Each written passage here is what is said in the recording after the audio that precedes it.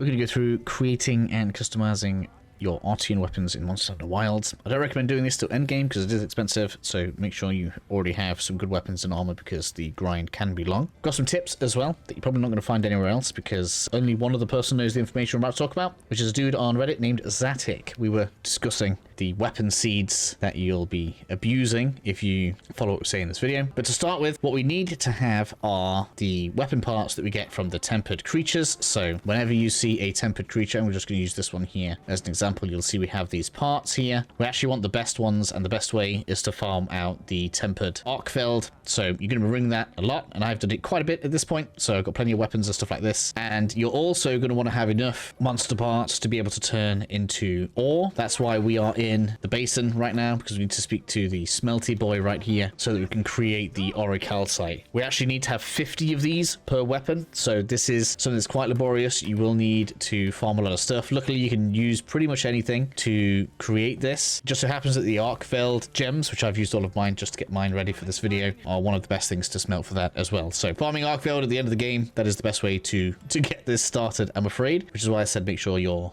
character is in order before you start this. Once you're ready to start, you've got all of the materials that you need. Come on over to the smithy and make a hard save for yourself. Go ahead and make a copy of your save just in case something goes wrong as well. But we want to have this restart point so that we can cycle through the stats on the weapons. With our save sorted, then we can go through actually creating the Artian weapons now.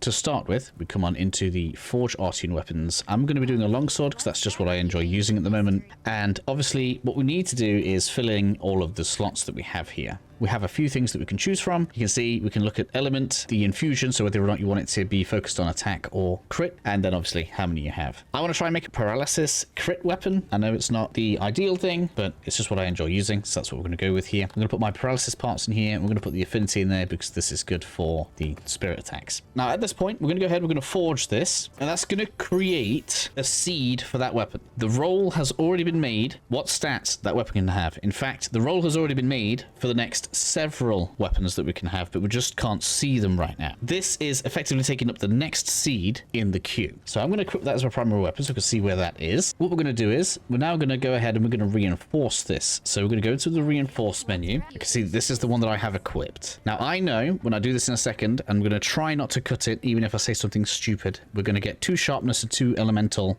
procs with this. Okay, now that's a bit not good for me, but I just want to show you guys this is what's going to happen. We need 50 of the orichalcite. This is why you need so much stuff.